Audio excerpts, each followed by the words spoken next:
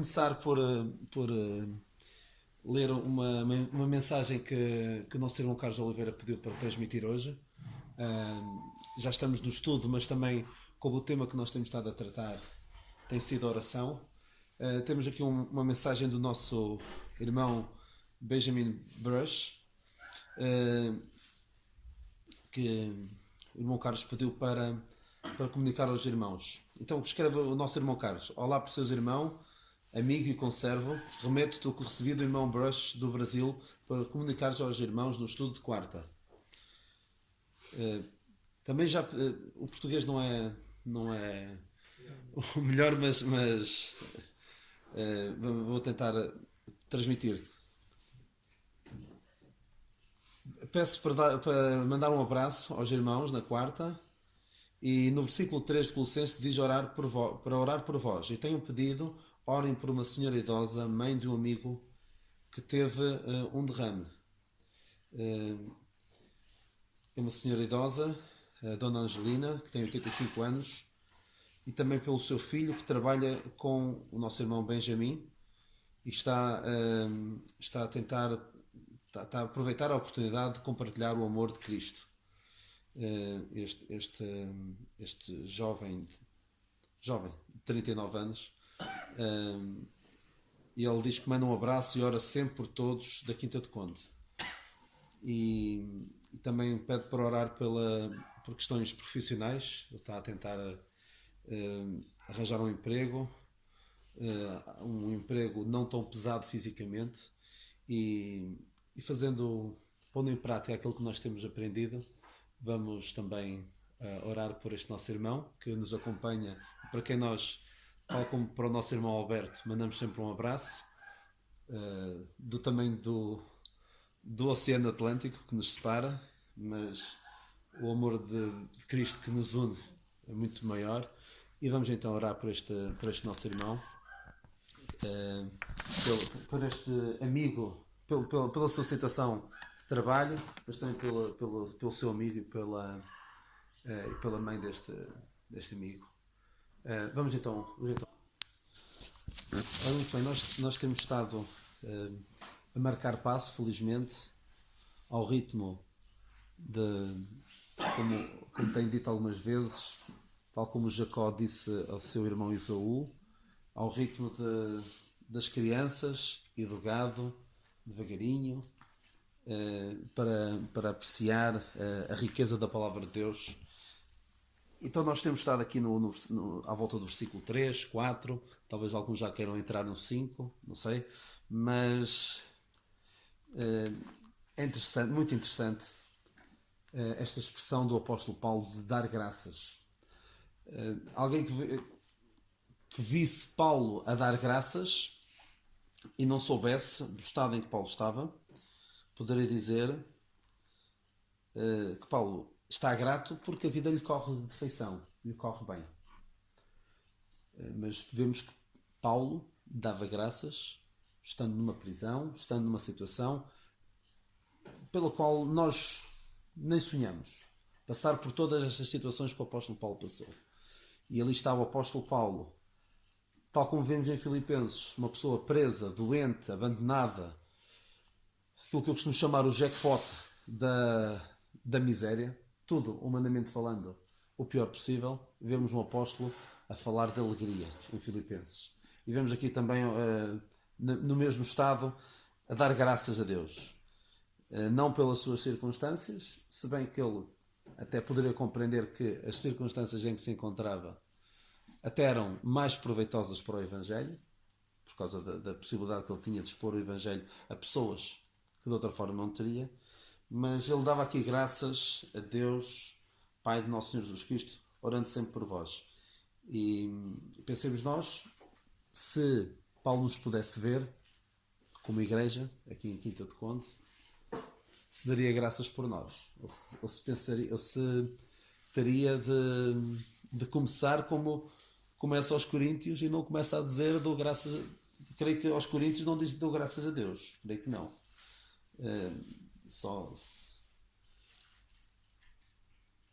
Mas não os elogia assim, não é tão elogioso como assim. Ele diz aqui Sempre dou graças ao meu Deus por vós, pela graça que vos foi dada em Jesus Cristo, pela graça que vos foi dada.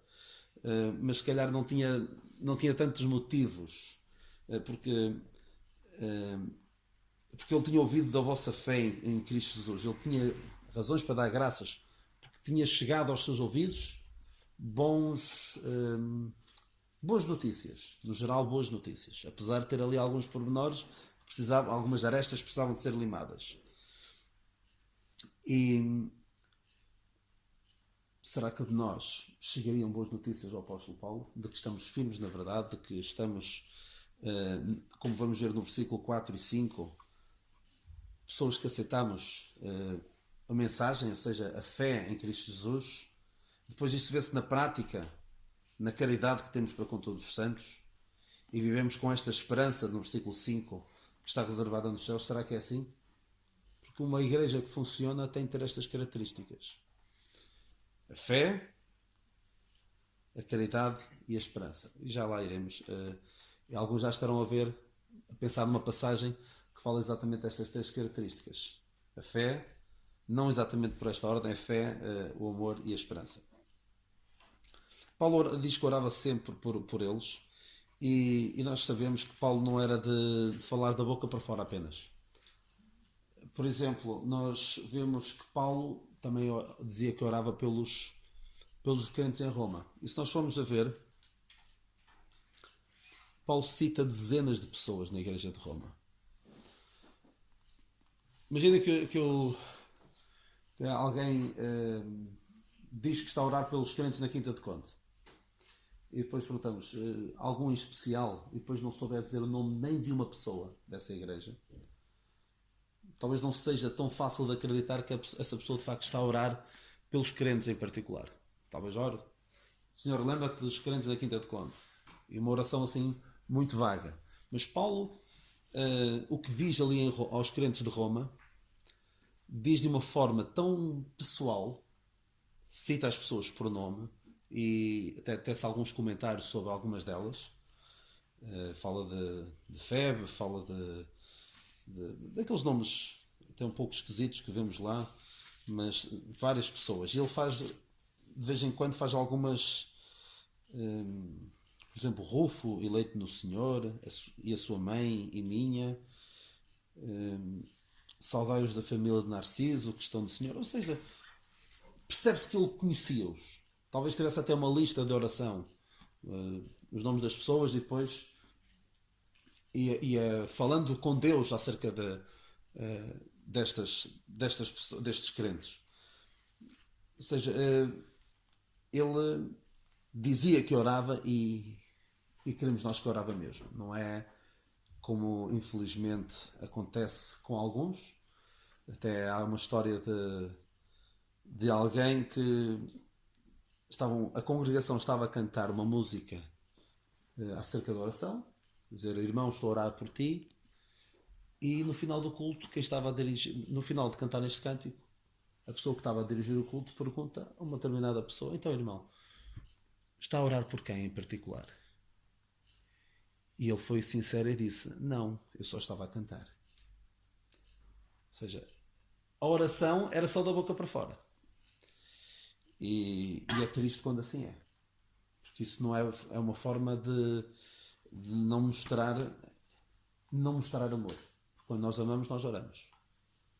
Quando nós realmente temos estima pelos irmãos, cuidamos deles, preocupamos-nos com eles. Então Paulo tinha ouvido da vossa fé em Cristo Jesus e do amor ou da caridade que tendes para com todos os santos, por causa da esperança que vos está reservada nos céus, da qual já antes ouvistes pela palavra da verdade do Evangelho. E depois continua. Nós vemos aqui nos versículos 4 e 5 três características importantíssimas e sem as quais uma igreja não pode funcionar. Algumas que dão demasiada ênfase a umas características, outras dão a outras. Mas temos aqui a fé em Cristo Jesus, e é muito importante em quem colocamos a fé.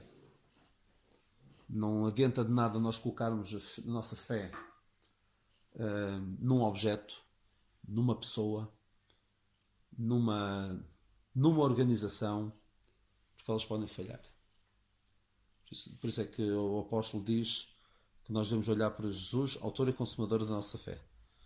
Porque se nós ouvimos muitas pessoas a dizer eu tenho muita fé. Às vezes, se quisermos ser um bocado, não é indelicados, mas querer perceber melhor o que é que a pessoa quer dizer com aquilo, mas fé em quê? Mais importante do que muita fé ou pouca fé, é importante em quem é que nós temos a fé. E uma igreja tem que ter a sua fé arraigada no Senhor Jesus Cristo, e fé não só de crença para salvação, mas também a fé, a doutrina que nós seguimos. Que doutrina é que nós seguimos? Seguimos a doutrina de Cristo Jesus, conforme ele revelou ao apóstolo Paulo. Está esta igreja a ter esta fé em Cristo Jesus, como o apóstolo Paulo falava? E atenção, estes colossenses estavam a vacilar. Mas Paulo opta por, em vez de começar logo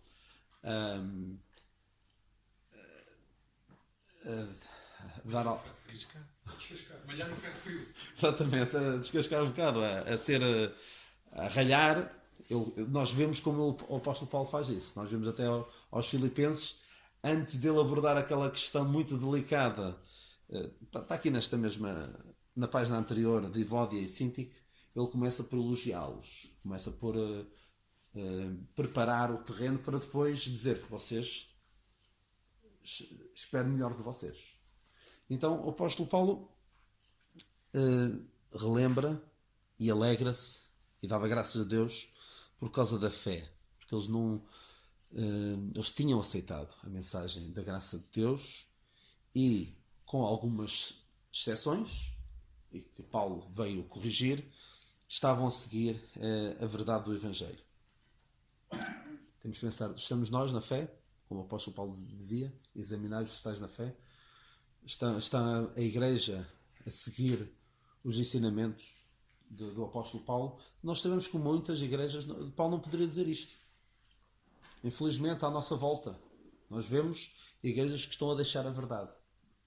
Por razões, por vezes, de ceder perante opções de vida de familiares, por causa da mensagem da palavra de Deus não ser muito popular. Há pessoas que optam por se desviar do rumo. Não vamos atrás disso. Tenho chegado à conclusão de que quanto mais se facilita, quanto mais se tenta adaptar o Evangelho aos gostos das pessoas, não falar de assuntos delicados porque pode afugentar alguém, pior é. Porque se nós adaptarmos a mensagem, o que é que vai acontecer? Adaptar a mensagem no mau sentido, os que são fiéis não permanecem. Os que são fiéis fazem como diz a palavra de Deus, sei do meio dela, povo meu. Não vamos atrás dessas ondas, mantenhamos o rumo, porque infelizmente foi o que muitas fizeram. Deixaram a fé, fizeram naufrágio na fé, deixaram, como o apóstolo Paulo diz, todos estão na Ásia, me abandonaram. Pouco tempo depois, Paulo estava praticamente sozinho. Mas o problema é que há muitos que põem uma ênfase tal na doutrina, que chega ao ponto em que a parte seguinte, que também é importantíssima, o amor que temos para com todos os santos, ou seja, a parte prática, o relacionamento uns com os outros, o que nós fazemos pelos nossos irmãos. Vemos um irmão em necessidade, ajudá-lo. Descura um bocado isso. Há quem defenda até que é praticamente tudo espiritual, é tudo intelectual, a prática é praticamente secundária. Cuidado. Para sermos uma igreja equilibrada, temos de ter todas estas facetas. O conhecimento, a fé, termos o amor para com todos os santos. Há outros que vão ao outro extremo. É só amor, e depois a verdade da palavra de Deus se deixa-se para segundo plano. Claro que nós devemos ser uma igreja que revela amor para com todos, mas por vezes o amor para com todos tem de ser um amor que fere. Se chegar aqui a alguém que nós sabemos que tem um estilo de vida que a palavra de Deus não subscreve, o que é que lhe vamos dizer? Vamos dizer, o amor que devemos ter. Amor, amor, amor, e não lhe falamos da verdade da palavra de Deus para lhe expor o mal, o caminho errado que segue. Temos de falar, obrigatoriamente. Então, o amor que temos para com todos os santos, o amor deve-se revelar na prática, em boas obras, principalmente para com os santos. Como diz o apóstolo Paulo, enquanto temos tempo, fazer bem a todos, principalmente aos domésticos da fé.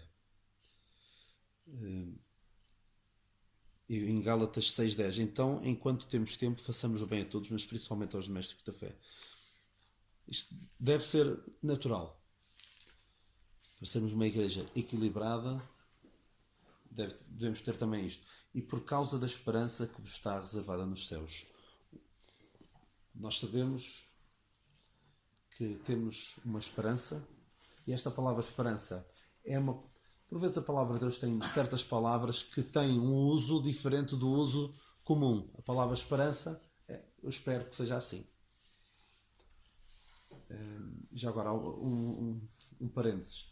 Por exemplo, a dada altura o Senhor Jesus Cristo diz em João 14, e se eu for e vos preparar um lugar, virei também para vos buscar. Parece que se eu for, pode acontecer ou não. Não é? Mas não é nesse sentido que o Senhor usa aquela expressão, não é? Como vou, também voltarei, mas é uma questão da linguagem da palavra, da forma como foi escrita a palavra de Deus, na língua que foi escrita, por vezes pode levar algumas pessoas a descontextualizar e a dizer, o Senhor tinha dúvidas. Okay? Mas não, esta palavra esperança não significa algo que eu espero e pode ser que sim, pode ser que não. É uma certeza.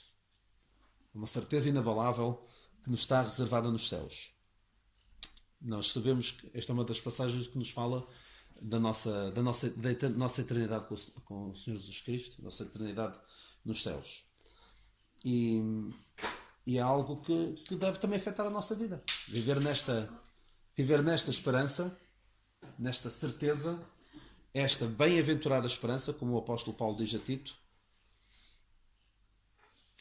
em Tito 2,13, aguardando a bem-aventurada esperança e o aparecimento da glória do grande Deus e nosso Senhor Jesus Cristo. É algo que também deve caracterizar todo o crente. É esperar o arrebatamento, ou esperar ir ter com o Senhor, partir e estar com Cristo, o que é muito melhor. Isso tem de ter um efeito na vida do crente. Se nós vivemos como se nada disto fosse acontecer. Se nós vivemos como se morresse e acabasse. Ai de nós se nós vivemos assim. Temos de viver de uma forma que revele de facto esta esperança que nos está reservada nos céus. Então uma igreja equilibrada, uma igreja que funcione, pode não ter muitos membros, pode não ter muita atividade social, pode não ter muito aparato, pode não ter um templo muito grande, mas tem de ter estas características: a fé, o amor para com todos os santos, fé em Cristo Jesus, o amor para com todos os santos, e deve ter esta esperança que está reservada nos céus. E é isto que eu espero, para cada um em particular, mas para a igreja aqui em Quinta de Conde, e pelo que eu tenho visto nos últimos anos, pelo que eu tenho de há muitos anos para cá, pela graça de Deus, dou graças a Deus, Pai de Nosso Senhor Jesus Cristo, orando sempre por vós, porque também vejo isto, pela graça de Deus. E que o Senhor nos ajude a continuarmos neste rumo que tem sido traçado, e não nos desviemos dele, mesmo que algumas pessoas possam não gostar, porque quem não gosta disto, se calhar são pessoas que se calhar não nos interessa ter. Se calhar aquilo, o vulgo que vinha no meio do povo de Israel, Eram aqueles que murmuravam quando as coisas não corriam bem. Eram os que começavam a murmurar. Eu fico por aqui. Algum irmão queira. Eu gostava de falar acerca de uma coisa que falaste há pouco. Ainda há bocado aqui o irmão achei muito interessante aquilo que ele disse. Estamos aqui reunidos, pertencemos todos à mesma família. Gosto muito dos meus pais. O meu pai já não o tenho, mas gostava muito dele. Mas de facto nós temos que investir nesta família. Há quem fale, portanto, que nós iremos ter com o Senhor. Há quem fale em esperanças. Eu não gosto muito de falar em esperanças, certezas. Porque o que nos move não são esperanças. Nós temos certezas. Quando o Senhor diz que é assim, é porque é assim. Sobre o amor, eu acho que um pastor, eu acredito muito no pastoreio, no caso, portanto, aqui é os anciãos, no pastoreio de proximidade. Igrejas há em que o pastor tem muitos conhecimentos, mas há uma barreira entre ele e as pessoas. Ele está no pastoral e as pessoas estão mais ali, ele quando se movimenta e quando vai falar com as pessoas, fala com uma certa distanciação, como se ele soubesse tudo e a gente sabe como é que é. Eu acredito muito no pastoreio de proximidade, em que de facto se mostra amor às pessoas. E quando as pessoas têm que ser açoitadas às vezes e admoestadas, a seguir tem que vir o colinho também. Porque se a gente dá com o chicote e a seguir as pessoas têm que ir ao caminho, como é lógico. Mas assim que se vê que a situação é corrigida, nós temos que ter cuidado em trazer de volta as pessoas, em acarinhar as pessoas, porque o Senhor faz isso connosco. Encaminhai o tal com o espírito de mansidão. O Senhor faz isso connosco. O Senhor açoita-nos, o Senhor corrige-nos, mas a seguir a gente vê o Senhor a deitar-nos a mão. Nós não ficamos lá em baixo. Eu, no meu caso, eu estive afastado 20 anos. Eu fiz coisas, muito complicadas. Mas o Senhor não me deixou lá ficar.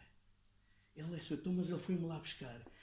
É neste tipo de pastoreio que eu acredito. Pastoreio da proximidade. Porque é que eu não hei de mostrar aos meus irmãos o carinho que eu tenho por eles? Porque qual é o problema? Eu acredito nisto. Eu prefiro este tipo de relacionamento assim. Os conhecimentos, eu acho que é muito importante. E nós aqui nesta igreja, graças ao Senhor, temos essa facilidade. Mas também digo uma coisa. Há uma passagem que fala, ainda há bocado diz, ainda que eu tivesse todas estas coisas e não tivesse amor, não serviria para nada. Então o que é que isto quer dizer?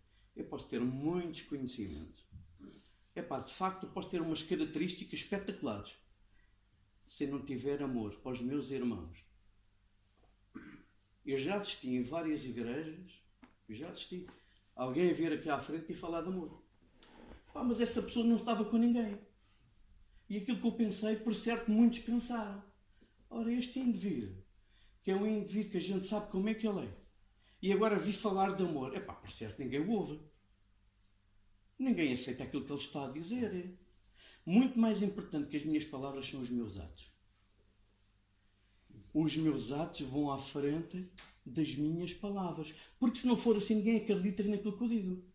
Se eu não der um bom testemunho perante as pessoas que me rodeiam no meu trabalho, e que junto dos meus vizinhos, eu vou falar do Senhor a eles. O que é que eles dirão quando eu for falar do Senhor a eles? Mas tu fazes isto, o teu procedimento é este, é aquele. Os meus atos têm que me preceder.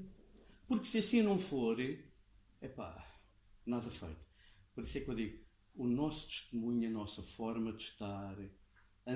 E depois é assim, se os meus atos forem uns atos de acordo com a palavra do Senhor, até as pessoas se questionam, o que é que aquele indivíduo tem de diferente? E possivelmente até me questionarão, tu vais a alguma igreja, o que é que se passa contigo? Porque eu já vi que tu tens uma maneira de proceder diferente. Que o Senhor nos ajude, de facto, a que o nosso cristianismo seja, de facto, um cristianismo.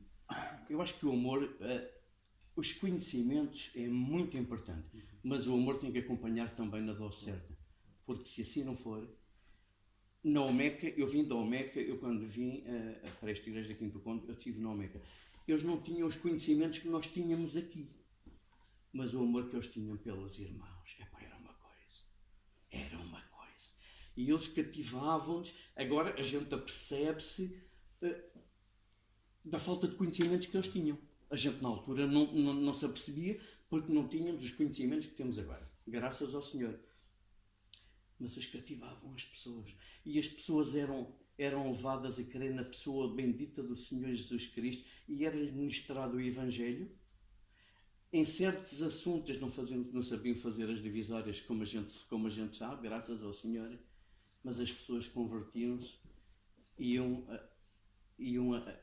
eram convertidos, não com os conhecimentos que a gente tem agora, mas uma coisa é certa, eles aceitavam a pessoa bendita do Senhor Jesus Cristo e muitos se converteram.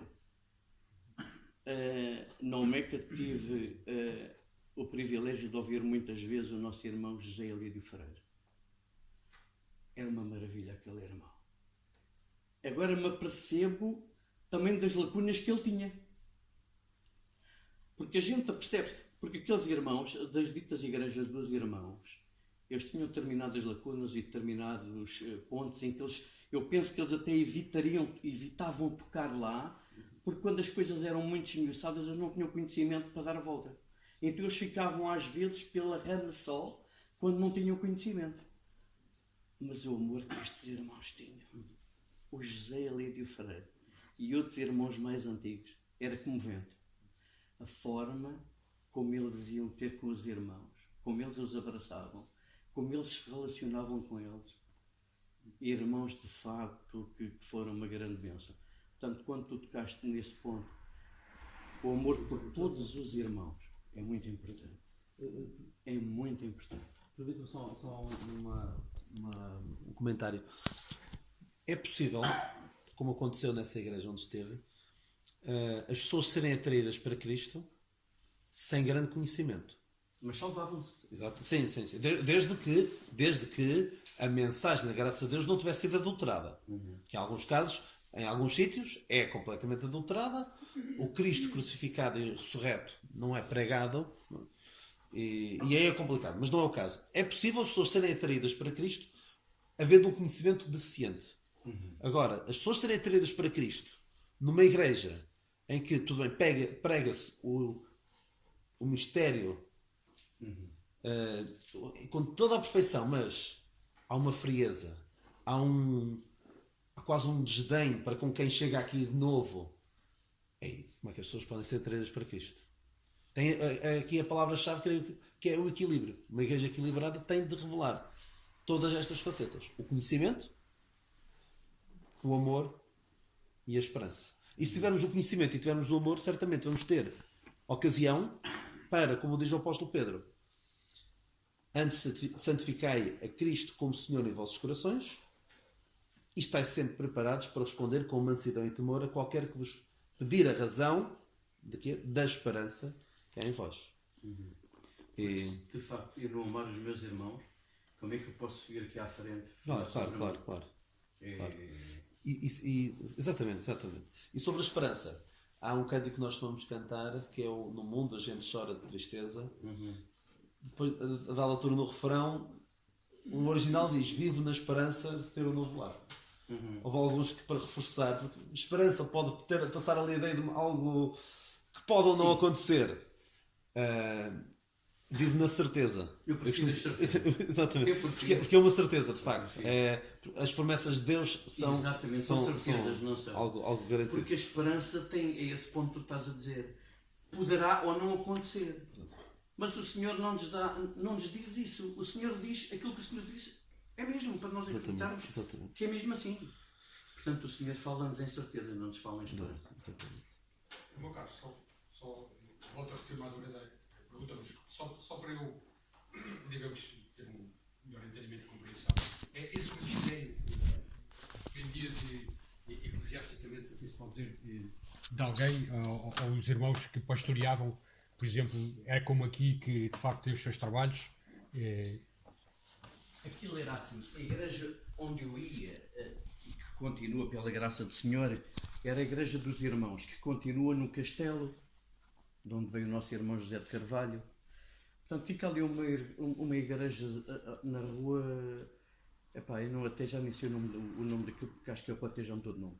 Mas era aquele. Epá, por exemplo, quando se a gente for lá falar do mistério e a divisória, como a gente faz a divisória agora, portanto, eles não sabem. Dizem, epá, mas que divisões são essas? Mistério, mas o que é isso? E se abordarem estes temas, eles abordam muito superficialmente. Porque eles não têm, epá, não. Porque lá está. Porque as pessoas não foram ensinadas. E nós temos, agora, pronto, temos aqui o Carlos, temos outros irmãos, que há muito tempo que eles têm capacidades que esses irmãos não tinham.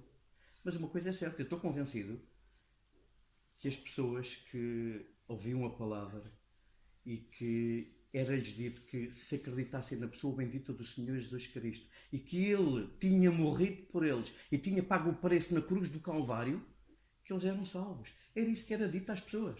Eu estou convencido que as pessoas são salvas, eram salvas e estão salvas, mesmo não sabendo fazer a divisão. O meu pai, quando entrava nestes temas, um crente de não sei quantos anos, ele levitava e ficava ali um bocado a balançar na dúvida. Ele ficava ali. Epá, mas eram irmãos com uma espiritualidade. Eu agora falei no irmão José Lídio Fareiro, porque era um irmão fabuloso. Era um irmão que subia ao púlpito e tinha uma espiritualidade. Pronto, os conhecimentos dele, se a gente os comparar com o Carlos, claro que não. Epá, mas eles tinham uma força. Tinham um amor pelos irmãos. Tinham umas características fabulosas. Eu só depois que vim para esta igreja, aqui na Quinta do Conde, é que eu tomei determinados conhecimentos. Pronto, porque eu não tinha. Como é lógico, eu não tinha. Epá, e agora é que eu vejo as limitações desses irmãos. Mas quem está nessa igreja e continua a estar, e não tem estes conhecimentos, as pessoas não se apercebem das lacunas que têm. Mas as pessoas amam o seu Senhor. São uns irmãos tão queridos que eu quando lá vou, às vezes vou lá. Quando eles fazem, portanto no aniversário, quando a igreja da Omeca faz anos, eu às vezes vou lá. Epá, são os irmãos com um potencial tão grande. Amo-os muito. E uma das características que eu achava nesses irmãos, notava-se muito o amor. Epá, não havia aquela frieza, aquele distanciamento, não havia. Epá, eram irmãos espetaculares. Eu fui chamado ao Senhor, eu nasci num lar cristão, mas tive uma benção, fui abençoado muito grande, porque eu conheci um irmão que era o irmão, já tenho falado nisto aqui várias vezes, o irmão Torres. Então o irmão Torres, ele sozinho, fazia um trabalho com as crianças espetacular. Ao sábado à tarde, íamos para a casa dele, ele arranjava ali um lanchezinho, com os chazinhos e com os bolinhos, falava-nos da palavra do Senhor. Epá, era espetacular. Ele tinha um carinho por aquelas crianças. Epá, estou a falar de miúdos com 2, 3, 4 anos. Se eu fui ali para o Berro Matador depois com 6, epá, eu andei ali uma série de tempo com ele. O irmão Torres. O meu pai falava-me do Senhor. Mas este irmão teve uma influência na minha vida. Eu nunca mais me esqueci daquilo que ele dizia, das palavras dele. E depois lá está. Não era só as palavras, era o amor que ele revelava pela gente. Ele tinha um amor por a gente tão grande. Aquele carinho com que ele nos tratava. Epá, era uma coisa fabulosa. Eu nunca me vou esquecer do meu querido irmão Torres. Epá, é daquelas coisas que nos marcam. Porque assim, uma coisa é falarem-te do Senhor. E falam-te do Senhor. Outra coisa é falarem-te do Senhor, mas mostrarem que te amam, que te querem, que te acarinham, que estão ali para os teus problemas. Qualquer coisa que tu tenhas, problemas que tu tenhas, tu estás ali. A Omeca fazia um trabalho, já tenho dito aqui isto várias vezes, um trabalho fabuloso, que era ir às prisões, falar o Evangelho às pessoas que estavam nas prisões. Pá. Era um trabalho fabuloso, pá, que eles tinham. Não sei quantas vezes por mês é que eles faziam, mas sei que eles iam às prisões falar aos presos. Pá. Era um trabalho. E o fruto que aquilo dava. É que era uma coisa impressionante. Ao fim de um tempo, via-se que as pessoas, havia uma receptividade da parte dessas mesmas pessoas que ouviam o Evangelho, pessoas excluídas, pessoas que ninguém quer saber delas. Se essas pessoas sentirem que tu as amas, que tu não as excluís como a sociedade as exclui, e que tu te preocupas com elas, epá, isto tem um impacto junto dessas pessoas. Uma coisa é tu envolveres-te e te relacionares-te com pessoas, epá, bem vistas pela sociedade, bem aceitas. Outra coisa é tu relacionares com pessoas excluídas. Pessoas que ninguém quer saber delas. Pessoas que quando vierem para o mercado de trabalho, ninguém quer saber. E se calhar ainda continua a ser assim nos nossos dias, não sei como é que é agora. E tu estás a ver, tu procurares essas pessoas, falares do Senhor Jesus, falares de alguém que as ama. E tu depois mostrares, por A mais B mais C, que tu amas essas mesmas pessoas e que tu, ao contrário da sociedade que as exclui, tu não as excluís. E que tu as amas. Isto tem a ver com cristianismo. Cristianismo, não só no púlpito em que a gente apregoa, mas o cristianismo palpável. Um cristianismo em que as pessoas se apercebem que tu és diferente para melhor. Eu acho que isto é muito importante. São trabalhos muito, muito, muito importantes. Tanto que as criancinhas, eu acho o trabalho da escola dominical fabuloso. Sabes porquê? Nós, quando somos pequeninos, as nossas células estão de tal maneira receptivas que absorvem tudo. Eu lembro-me de coisas que aquele irmão me falava e a preocupação que ele tinha comigo quando eu tinha 3, 4 anos. Isso são coisas que me marcaram para o resto da minha vida. Por isso eu acho uma escola dominical forte, acho que é muito importante. A gente estar a semear ali, naquelas mentezinhas que absorvem tudo, estás a perceber? E eles nunca mais se esquecem aqueles corzinhos. Da bocado ela escolheu mais fundo que os mares, não é? Nós cantávamos esse e outros hinos na escola dominical. Epá, era tão bom.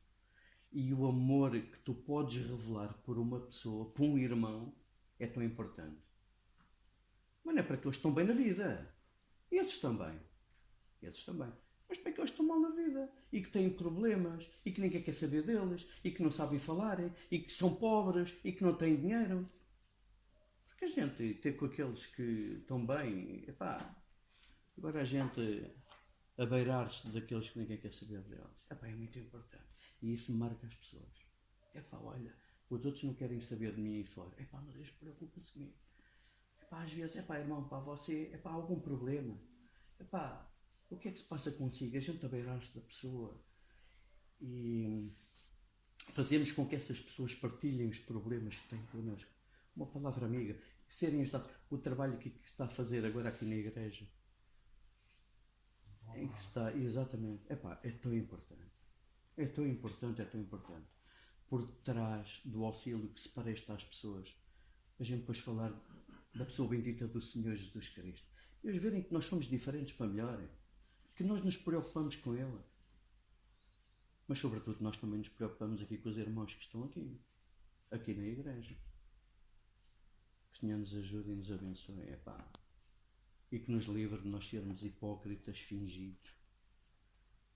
Porque podemos ter muitos conhecimentos. Nos faltar o amor, é aquilo que diz aquela passagem.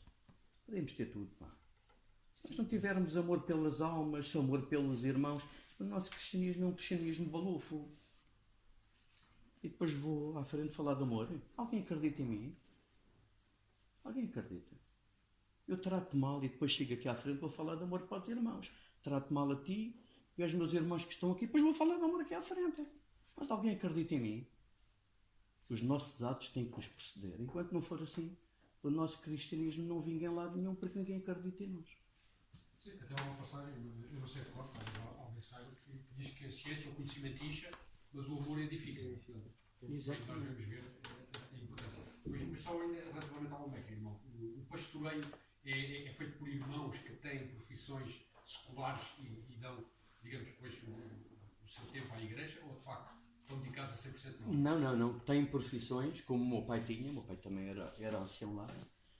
O meu pai trabalhava na Lesnave e depois do tempo de trabalho, quando saía, ia para a igreja e servia ao Senhor daquela forma. Todos assim. Todos assim. Portanto, também é um ministério independente. Não é um ministério... É o irmão Xavier, era o meu pai, era o Paratas, acho que o Paratas ainda é. Agora, possível, não sei se há mais. 3 irmãos. E ainda relativamente à questão do Alzheimer, só agora, é uma questão da ciência. Portanto, a gente sabe que as pessoas que têm Alzheimer vão esquecendo tantas memórias, mas as que permanecem são as mais marcantes, que são, curiosamente, as mais antigas. As mais antigas. Exatamente. As mais antigas. Portanto, as coisas, quando nós éramos pequeninos, essas marcam-nos sempre. Exatamente. Marcam-nos. E perduram mais no tempo. Portanto, até as pessoas que padecem dessa doença, a própria ciência confirma Exatamente. de facto são as É muito memórias. importante. É muito importante.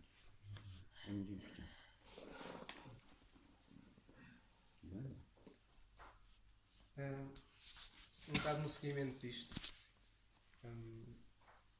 ao ler aqui o versículo 3 de Colossenses 1, em que é dito graças damos a Deus, Pai do nosso Senhor Jesus Cristo, orando sempre por vós, e depois no 4, enquanto ouvimos da vossa fé em Cristo.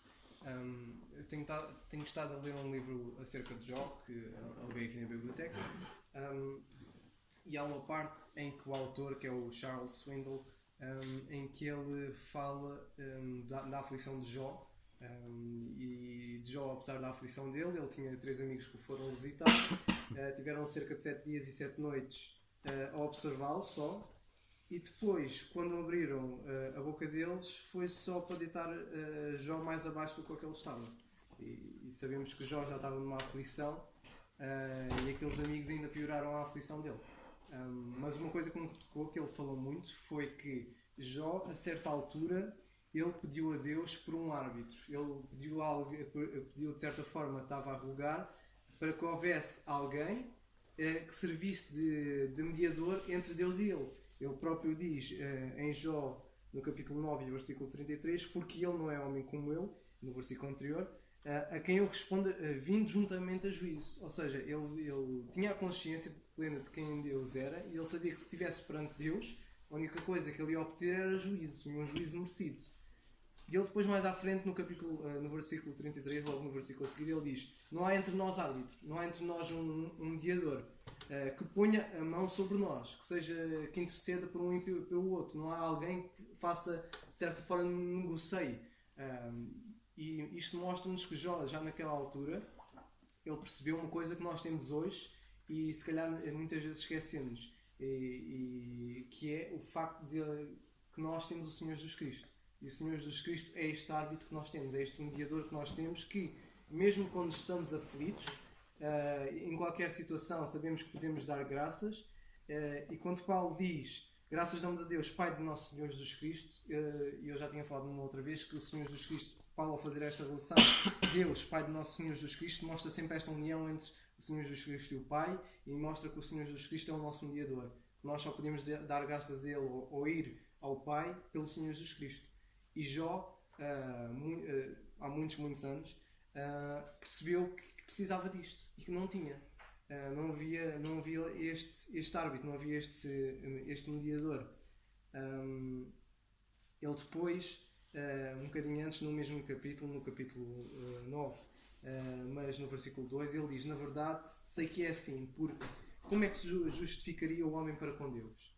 E ele via aquela necessidade que, em qualquer situação, ele sabia que podia dar graças a Deus. Ele, digamos que era um amigo, de certa forma, era um amigo de Deus, mas ele sentia esta necessidade de que, porque ele sabia exatamente quem é que Deus é. Ele tinha um conhecimento de que Deus é que lhe deu tudo, que nada era dele, nem a própria vida era dele. Tanto quando ele perdeu tudo, ele disse: o Senhor o deu, o Senhor o tomou, bendito seja o nome do Senhor. Ele glorificava a Deus sempre, independentemente das situações. E a situação dele, como sabemos, não foi mais fácil. Ele perdeu tudo, ficou doente. Mesmo quando perdeu os filhos, ele disse à esposa, vou cá ver no instante, ele tinha dito... sim, se recebemos o bem, não haveríamos também de receber os males. E nós hoje temos esta vantagem do facto de termos um mediador entre nós. Nós podemos dar graças a Deus, podemos estar bem e podemos perceber que, ainda que nós recebamos males, sabemos que também receberemos bem. E tocando aí no versículo a seguir, em que Paulo diz aos Colossenses: ouvimos da vossa fé e do amor que temos com todos os santos, por causa da esperança que vos está reservada nos céus. Esta é a nossa esperança, esta é a nossa certeza e a nossa esperança de que a nossa cidade está nos céus, de onde também esperamos o Salvador, que Paulo diz aos Filipenses. E de facto, nós, ao contrário de Jó, ainda que passemos por dificuldades, por bens, ainda que recebamos males, nós podemos ter esta paz. Podemos ter esta paz porque advém de nós esperarmos a vinda do Senhor Jesus Cristo. Nós sabemos que a nossa vida aqui é limitada, sabemos que a nossa própria vida não é nossa, nós não sabemos quando é que vamos morrer, não podemos rejuvenescer o nosso próprio corpo, não podemos mudar o nosso tom de pele, etc.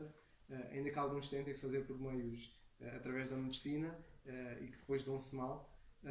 Mas não, lá está, nós não podemos decidir quanto tempo é que nós vamos viver. Se queremos viver até aos 100 anos e não chegamos lá. E Jó percebia isso. E precisava, e sabia que precisava de um mediador. Precisava de graça, uma graça que ele não viu obter e não obteu durante todo o seu sofrimento. Mas nós, independentemente da situação em que estamos, é bom nós lembrarmos que temos um mediador a quem podemos interceder e que vemos que intercede também por nós, e que nós, ao olharmos e se lermos Jó, que nós demos graças a Deus porque temos este mediador que Jó não teve. E só por aí temos bênçãos completamente eternas, e somos muito mais abençoados eternamente em comparação com, neste caso, com Jó. E é este o pensamento que queria dar, só para refletirmos acerca da bênção que é nós termos o Senhor Jesus Cristo como nosso mediador, aquele que foi feito homem, que viveu uma vida perfeita e que morreu para nós entrarmos na presença de Deus completamente limpos, porque Jó sabia e tinha conhecimento da sua fraqueza. Ele, a certa altura, ele diz que de certa forma está a sofrer, o sofrimento dele advém dos pecados da sua mocidade. Mas nós não, nós podemos entrar completamente na presença de Deus porque os nossos pecados foram todos perdoados. Que o Senhor nos abençoe.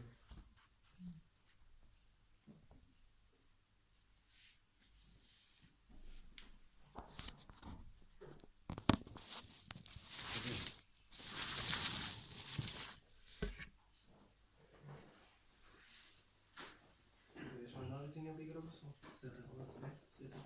Então vamos ouvir então a gravação do irmão Alberto, o estudo dele hoje.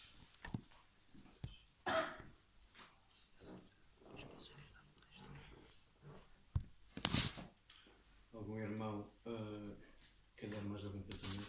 Não, meu irmão. Então, sendo assim, importas de terminar a dirigir.